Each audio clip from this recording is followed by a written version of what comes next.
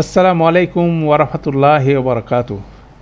আলহামদুলিল্লাহ রবিল আলমিন ওয়াসসালাতু ওয়াসসালামু আলা আশরাফিল আমবিয়া মুরসালিন নবিয়ানা মোহাম্মদ ওয়ালা আলিহি ওয়াসাবিহি আজমাইন রব্বি ইশরাহ লি সাদরি ওয়া ইয়াসসির লি আমরি ওয়াহলুল উকদাতাম মিন লিসানি ইয়াফকাহু কাওলি। আলহামদুলিল্লাহ, আমরা ইনশাআল্লাহ সূরা আলী ইমরানের আজকে বাক্যভিত্তিক অনুবাদ সেই সেকশনে 22 নম্বর আয়াত থেকে আলোচনা শুরু করব। আমরা শুরু করি। আউযু বিল্লাহি মিনাশ শাইতানির রাজিম। উলাইকাল্লাযীনা হাবিতাত আমালুহুম ফিদ দুনিয়া ওয়াল আখিরাহ ওয়া মা লাহুম মিন নাসিরিন। উলাইকাল্লাযীনা, এরাই হলো সেই লোক, এরাই হলো তারা। উলাইকাল্লাযীনা, এই ফ্রেজটা আপনারা বারবার পাবেন। আল্লাযীনা সিদা হচ্ছে হাবিতাত আমালুহুম ফিদ দুনিয়া ওয়াল আখিরাহ, যাদের সমগ্র আমল দুনিয়া এবং আখেরাত উভয় লোকেই বিনষ্ট হয়ে গেছে। এটাও পাবেন বিভিন্ন জায়গায়। ওয়ামা লাহুম মিন নাসিরিন, পক্ষান্তরে তাদের কোনো সাহায্য করে, এই ফ্রেজটাও আপনি পাবেন। তাহলে আমরা যেটা বলি যে এই যখন আমরা এটা সার্চ করি, আমরা সূরা আলী ইমরানের যখন আমরা 22 নম্বর আয়াতে যাচ্ছি, তখন আপনি দেখেন হাবিতাত আমালুহুম ফিদ দুনিয়া ওয়াল আখিরাহ, এই ফ্রেজটা ধরে আপনি যদি সার্চ দেন এখানে, এটা আপনি কতবার পাচ্ছেন এটা দেখেন। 3টা আয়াতে এই জিনিসটা আছে। হাবিতাত এখানে ছিল সূরা বাকারার 217 নম্বর, সূরা আলী ইমরানের 22 নম্বর, এবং এটা আছে সূরা তাওবার 69। উলাইকা, দেখেন উলাইকা হাবিতাত আমালুহুম ফিদ দুনিয়া ওয়াল আখিরাহ। তার এটাও একটা ফ্রেজ, হ্যাঁ, এটাও একটা ইন্টারেস্টিং ফ্রেজ। এরপরে আরেকটা ফ্রেজ হচ্ছে, ধরেন আমরা যেটাখানে ছিলাম, উলাইকা হাবিতাত আমালুহুম ফিদ দুনিয়া ওয়া মা লাহুম মিন নাসিরিন, এটাও আপনি পাবেন, এটাও অনেক জায়গায় আছে। এবং তাদের জন্য কোনো সাহায্যকারী নাই, এটাও 5টা আয়াতে আছে। যেমন এখানে আমাদের সূরা বাকার আলী ইমরানের 22 নম্বর আয়াতে, আলী ইমরানের 56 নম্বর আয়াতে, আলী ইমরানের 91 নম্বর আয়াতে, সূরা নাহাল 16 নম্বর সূরার 37 নম্বর আয়াতে, এবং শেষে আছে 30 নম্বর সূরার আপনার 29 নম্বর সূরা রুমের 29 নম্বর আয়াতে। এটাও একটা গুরুত্বপূর্ণ ফ্রেজ আছে, ওয়ামা লাহুম মিন নাসিরিন, হ্যাঁ, এবং তাদের জন্য সাহায্যকারী কেউই থাকবে না, এটা আরেকটা ফ্রেজ। তো এভাবে আমরা এই বাক্যগুলো বেসিক্যালি যদি আমরা দখলে আনতে পারি, তাহলে দেখেন উলাইকাল্লাযীনা, তারাই হলো সেই সব লোক। উলাইকাল্লাযীনা, এটাও আপনি পাবেন অনেকবার। উলাইকা কাউকে বর্ণনা করা হচ্ছে। হাবিতাত আমালুহুম ফিদ দুনিয়া ওয়াল আখিরাহ, হাবিতাত মানে ধ্বংস হয়ে যাওয়া, বিনষ্ট হয়ে যাওয়া, আমালুহুম তাদের আমলসমূহ, ফিদ দুনিয়া ওয়াল আখিরাহ দুনিয়া এবং আখিরাতে তাদের আমলসমূহ কি বিনষ্ট হয়ে যাবে। ওয়ামা লাহুম মিন নাসিরিন, এবং তাদের জন্য কোনো সাহায্যকারী থাকবে না। আচ্ছা, তাহলে এখানেও দেখলাম কমন বিষয়গুলো আছে। এরপরে আয়াতে আসি। আলাম তারা ইলাল্লাযীনা, আপনি কি তাদের দেখেননি? উতু নাসিবাম মিনাল কিতাব, যারা কিতাবের কোন কিছু অংশ পেয়েছে, বা যাদেরকে কিতাবের কিছু অংশ দেওয়া হয়েছে। উতু এখানে প্যাসিভ ফেল আছে, এটা দুইভাবেই ট্রান্সলেশন হতে পারে। ইউদআউনা ইলা কিতাবিল্লাহ, আল্লাহর কিতাবের প্রতি তাদের আহ্বান করা হয়েছিল। ইউদআউনা, এটা প্রেজেন্ট টেন্স হলো, পাস্ট টেন্সে এটাকে ট্রান্সলেশন করা হয়েছিল। এটা হচ্ছে আল্লাযীনার ফার্দার নারেশন এখানে আছে, এটা বদলও হতে পারে। লিয়াহকুমা বাইনাহুম, যাতে তাদের মধ্যে মীমাংসা করা যায়, ঠিক আছে। সুম্মা ইয়াতাওয়াল্লা ফারিকুন মিনহুম, অতঃপর তাদের মধ্যে একদল তা থেকে ফিরে যায়। সুম্মা ইয়াতাওয়াল্লা ফারিকুম মিনহুম ওয়াহুম মুরিদুন, এবং তারা মুখ ফিরিয়ে নেয়। এটা হালিয়া হিসেবে আসছে, ঠিক আছে। তো এখানেও আপনি দেখবেন কতগুলো লিয়াহকুমা বাইনাহুম, এটাকে যদি আপনি দেখেন, এটাকেও আপনি পেতে পারেন। আমরা 22 নম্বরে দেখছিলাম সূরা 23, সূরা আলী ইমরানের 23 নম্বর আয়াতে যদি যাই,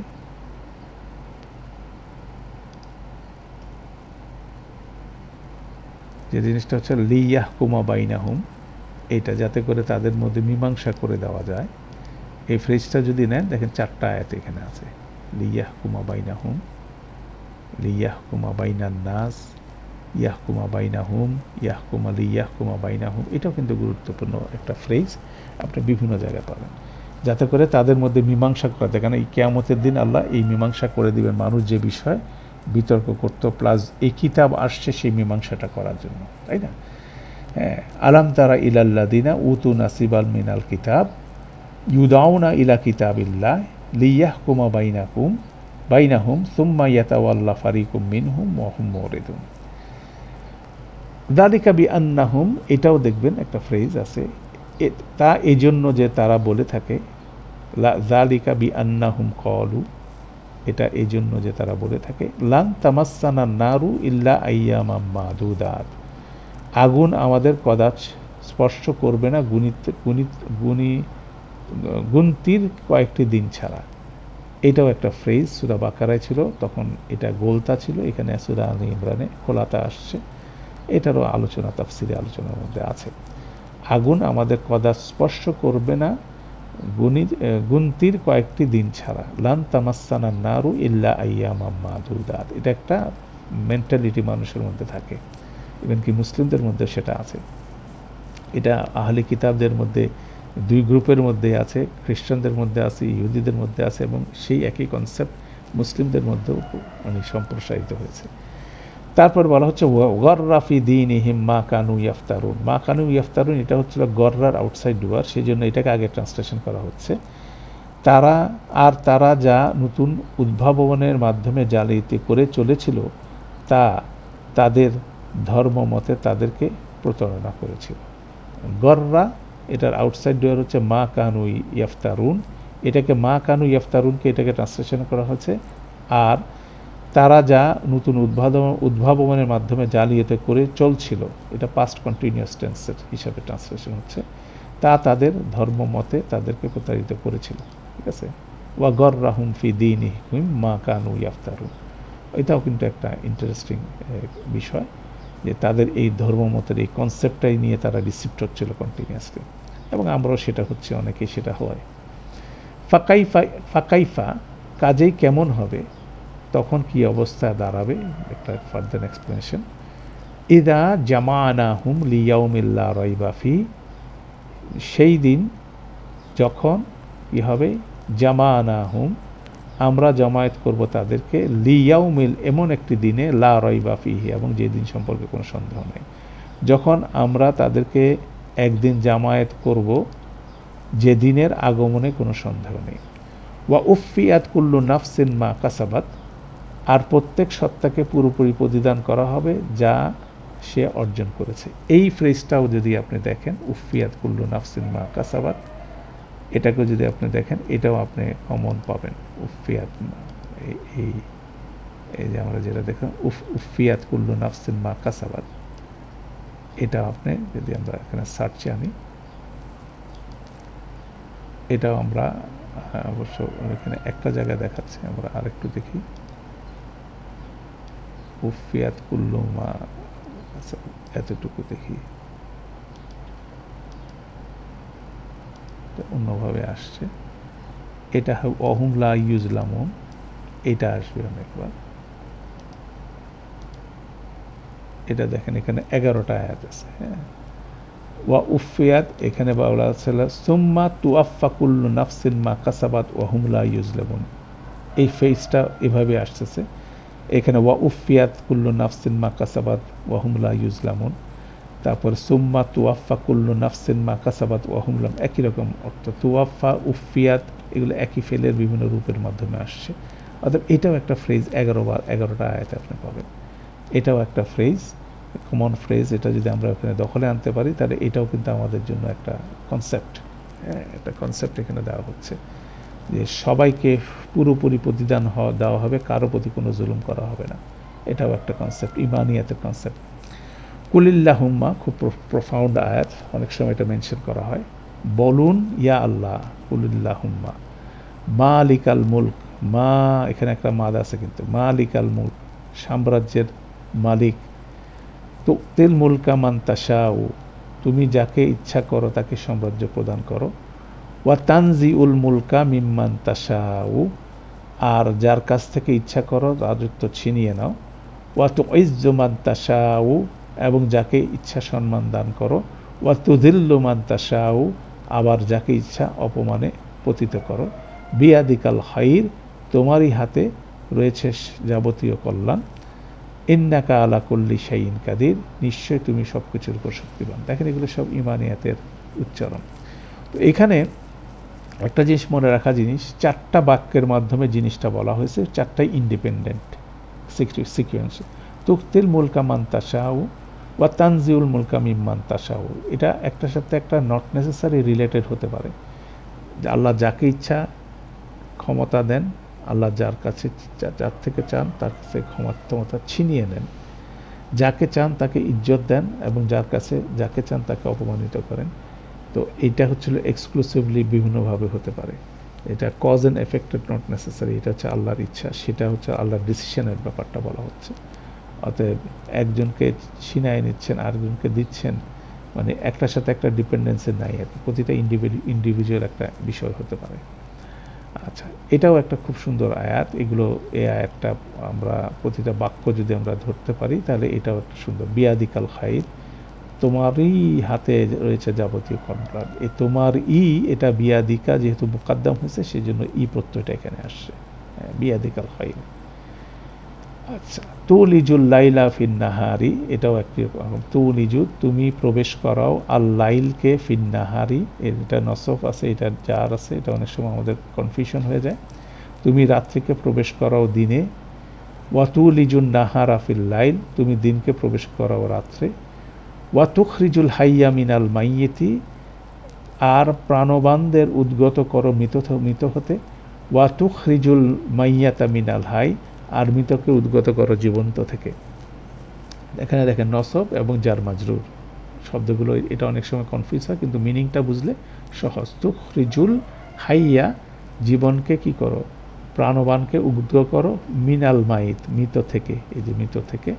ওয়া তুখরিজুল মাইয়াতা মিনাল হাই, ওয়াতারজুকু মান তাশাউ বিগাইরি হিসাব, এটাও কিন্তু একটা ফ্রেজ আপনি দেখবেন, ওয়াতারজুকু মান তাশাউ বিগাইরি হিসাব, আর যাকে ইচ্ছা করো বেহিসাব রিজিক দাও। এই বিগাইরি হিসাব এটা আপনি পাবেন, এটা দিয়ে সার্চ করলে এটার ফ্রেজটা পাওয়া যাবে। আমরা দেখি, এটা এখান থেকে আমরা বিগাইরি হিসাব এটা দিয়ে, এতটুকু দিয়ে সার্চ করলে আমরা এটা রিলেটেড পেয়ে যাব। 7টা আয়াতে আছে, যেমন ওয়াল্লাহু ইয়ারযুকু মাইয়াশাউ বিগাইরি হিসাব, এটা আমরা সূরা বাকারার 212তে পেয়েছি। এখানে আপনারা দেখেন আমরা এখন যেটা পড়লাম সেটা হচ্ছিল ওয়া তারযুকু মান তাশাউ বিগাইরি হিসাব, রিজিককে বেহিসাবে আল্লাহ দিচ্ছেন। আলী ইমরানের আবার আসতেছে 37-এ, মরিয়ম সালাম আলাইহা জাকারিয়া আলাইহিস সালামকে বলবেন ইন্নাল্লাহা ইয়ারযুকু মাইয়াশাউ বিগাইরি হিসাব। তারপরে এখানে আসে 24-এর মধ্যে 38-এর মধ্যে আছে ইয়ারযুকু ওয়াল্লাহু ইয়ারযুকু মাইয়াশাউ বিগাইরি হিসাব। এইভাবে আমরা আরও কিছু রিপিটেশন এখানে আমরা দেখতে পারি। ঠিক আছে, আলহামদুলিল্লাহ। এটা একটা ফ্রেজ যেটা আমাদের বাক্য বারবার এটা উচ্চারিত হচ্ছে, এবং ইমানিয়াতের বিষয়, এটা গুরুত্বপূর্ণ বিষয় যে আল্লাহ যাকে চান তাকে রিজিক দেন হিসাব ছাড়া, এটা একটা কনফিডেন্সের ব্যাপার। আচ্ছা, তারপর আসি আমাদের 28 নম্বর আয়াতে, ওয়ালা ইয়াত্তাখিযুল মুমিনুনাল কাফিরিনা আউলিয়া মিন দুনিল মুমিনিন, মুমিনগণ যেন অন্য মুমিনকে ছেড়ে কোনো কাফেরকে বন্ধুরূপে গ্রহণ না করে। ওয়ামা ইয়াফাল জালিকা, যারা এরূপ করবে, ফালাইসা মিনাল্লাহি মিন শাইইন ইল্লা আন তাত্তাকু মিনহুম তুকা, 2টা পার্ট আছে। ওয়া ফালাইসা মিনাল্লাহি মিন শাইইন, আল্লাহর সাথে তাদের কোনো সম্পর্ক থাকবে না, ইল্লা তবে যদি, এটা ইল্লা দিয়ে ট্রান্সলেশন হচ্ছে, আন তাত্তাকু মিনহুম তুকা, তোমরা তাদের পক্ষ থেকে কোনো অনিষ্ট আশঙ্কা করো তবে তাদের সাথে সাবধানতার সাথে থাকবে। এটা হচ্ছে একটা ভাবার্থ অনুবাদ করা হচ্ছে। ইল্লা আন তাত্তাকু মিনহুম তুকা, তাদের ব্যাপারে যদি কোনো রকম, তাদের পক্ষ থেকে যদি কোনো ক্ষতিকারক কিছু ব্যাপার ঘটতে থাকে সেক্ষেত্রে এটার ভিন্নতা বিষয়টা আছে।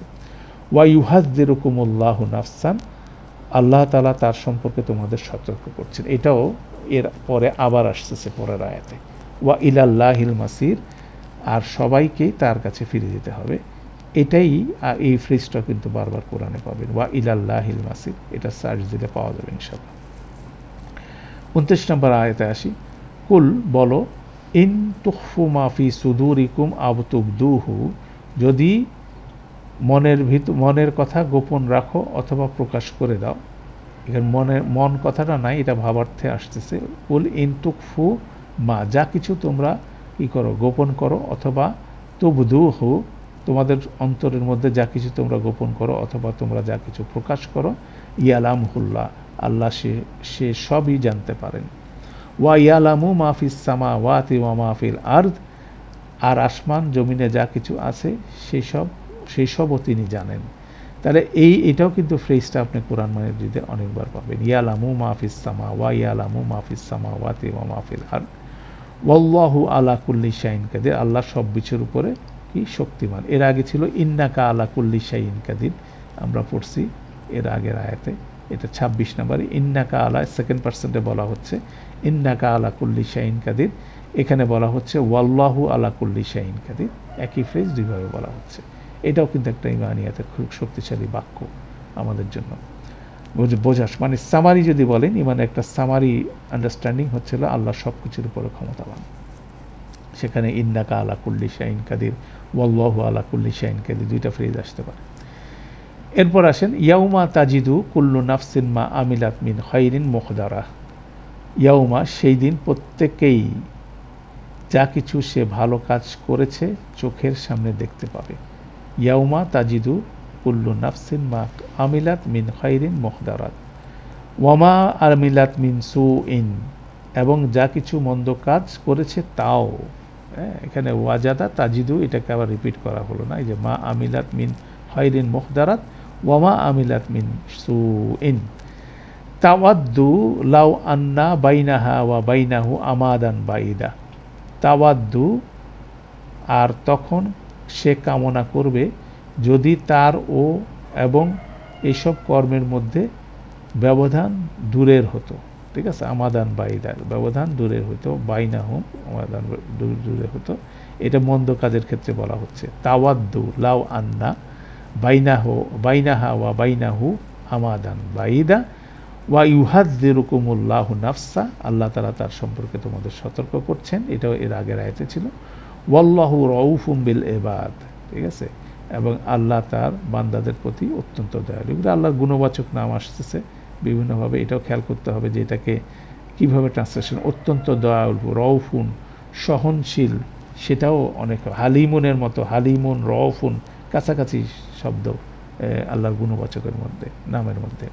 ওয়াল্লাহু রাউফুন বিল ইবাদ, আর আল্লাহ তার বান্দাদের প্রতি অত্যন্ত দয়ালু। কুল ইন কুনতুম তুহিব্বুন আল্লাহ, এটা খুব প্রফাউন্ড আয়াত, বলুন যদি তোমরা আল্লাহকে ভালোবাসো, ফাত্তাবিউনি, তাহলে আমাকে অনুসরণ করো। খুব গুরুত্বপূর্ণ একটা আয়াত।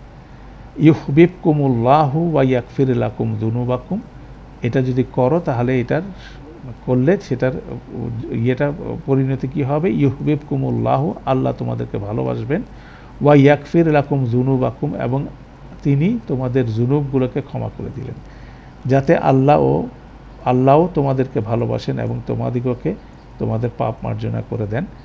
ওয়াল্লাহু গফুরুর রহিম, আর আল্লাহ হলেন ক্ষমাকারী দয়ালু। গফুরুর রহিম, গফুর শব্দের মধ্যে বিশাল, গাফফার এবং গফুর দুইটা গুণবাচকের মধ্যে পার্থক্য আছে। গাফফার মানে হচ্ছে বারবার ক্ষমা করা, গফুর মানে বিশাল মাত্রায় ক্ষমা করা। আল্লাহ হচ্ছেন গফুরুর রহিম, তিনি বিশাল মাত্রায় ক্ষমা করেন। রাহিম মানে হচ্ছে নিরবিচ্ছিন্নভাবে রহমত দান করেন। এটা দুইটা মানে শব্দের অর্থ হচ্ছে এভাবে আসবে। এবার আসেন কুল আতিউল্লাহ ওয়ার রসুল, এটাও খুব কোরআন মজিদের প্রফাউন্ড আয়াত। এটাকে দুইভাবে ট্রান্সলেশন হয়, বলুন আল্লাহ ও রসুলের আনুগত্য প্রকাশ করো। আরেকটা ট্রান্সলেশন হচ্ছে এটাকে ওয়াটাকে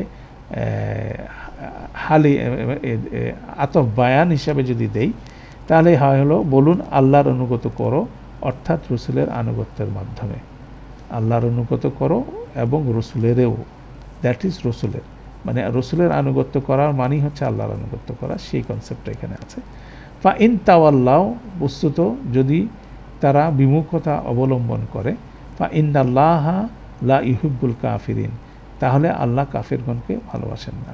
দ্যাট মিনস রসুল্লাহ সাল্লাল্লাহু আলাইহি সাল্লামের অবাধ্য হওয়া কুফরের পর্যায়ে একটা অপরাধ, সেটাই বলা হচ্ছে ও ইন্নাল্লাহা লা ইউহিব্বুল কাফিরিন, আর তাহলে আল্লাহ কাফিরগণকে পছন্দ করেন না। তারপর আসি ইন্নাল্লাহ ইস্তাফা, এটাও একটা ফ্রেজ, নিশ্চয়ই আল্লাহ নির্বাচিত করেছেন। ইস্তাফা, এটা অনেকগুলো অল্টারনেট শব্দ আছে, ইখতারা, ইস্তাফা, হ্যাঁ, এই ধরনের আছে। তো ইন্না আল্লাহ, নিশ্চয়ই আল্লাহ নির্বাচিত করেছেন কাদেরকে? আদম আলাইহিসসালামকে, ওয়া নূহান, নূহ আলাইহিসসালামকে, ওয়া আলা ইব্রাহিমা ওয়া আলা ইমরান, ইব্রাহিমের পরিবার এবং ইমরানের পরিবার। চারটা, দুইজন ব্যক্তির কথা বললেন, দুইটা ফ্যামিলির কথা বললেন, ঠিক আছে। আলাল আলামিন, আকল সম্পূর্ণ সৃষ্টির জগৎসমূহের উপর, আলাল আলামিন। তারপরে যুররিয়াতাম বাদুহা মিন বাদ, এক বংশ পরম্পরায় একের থেকে তাদের অন্যরা, মানে এগুলো একটা থেকে একটা আসছে। আদম থেকে নূহ আসছে, নূহ থেকে ইব্রাহিম আসছে, ইব্রাহিমের বংশ থেকে আসছে, ইমরান আসছে, মানে একটার ভিতরে একটা। হ্যাঁ, এইভাবে বেসিক্যালি এটা বর্ণনা আছে, যুররিয়াতান বাদুহা মিন বাদ, ওয়াল্লাহু সামিউন আলিম, আল্লাহ, আর আল্লাহ সর্বশ্রোতা, সর্বজ্ঞাতা, ঠিক আছে। আর সামিউন আলিমুন শব্দটা এখানেও একটা ইন্টারেস্টিং শব্দ। তারপর আসছে সেই ইমরানের স্ত্রী কি দোয়া করেছিল সেটা, ইসকালাতিল ইমরাতু ইমরান, স্মরণ করো ইমরান বংশের একজন স্ত্রীলোক বললে, রব্বি, হে আমার রব, ইন্নি, নিশ্চয়ই আমি, নাজারতু লাকা, আমি মানত করেছি আপনার জন্য, মাফি বাতনি মুহাররারান, যা কিছু রয়েছে আমার গর্ভে, মুহাররারান, একান্তভাবে, আমার গর্ভে যা যে আছে তাকে আমি তোমার জন্য মানত করলাম একান্তভাবে, মুহাররারান সেভাবে আসছে। ফাতাকাব্বাল মিন্নি, অতএব আমার থেকে কবুল করেন, ফাতাকাব্বাল মিন্নি। হ্যাঁ, তাহলে এটাও দেখেন ফাতাকাব্বাল, আমরা তাকাব্বাল যদি এটাকে ধরি, এটা হলো আমাদের আয়াত নাম্বার, আমরা ধরি 27, 32,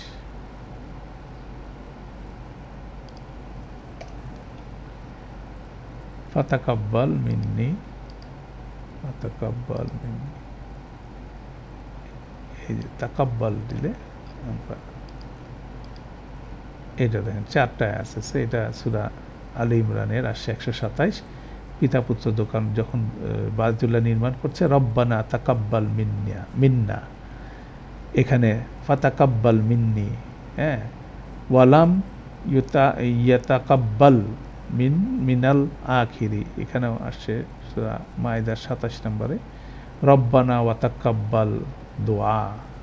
অতএব তাকাব্বাল এটা ছিল একটা সুন্দর একটা দোয়া, ফাতাকাব্বাল মিন্নি, অতএব আমার থেকে কবুল করেন, ইন্নাকা আনতাস সামিউল আলিম, ঠিক আছে। ইন্নাকা আনতাস সামিউল আলিম, এটাও একটা ফ্রেজ আপনি বলতে পারেন, এটাও আপনি পাবেন দোয়ার পরপরই। নবী রাসূলুল্লাহ এটা করছেন, যেমন মরিয়ম সালাম আলাইহির মা করছেন, ইব্রাহিম আলাইহিস সালামও একই দোয়া করছেন, ইন্নাকা আনতাস সামিউল আলিম।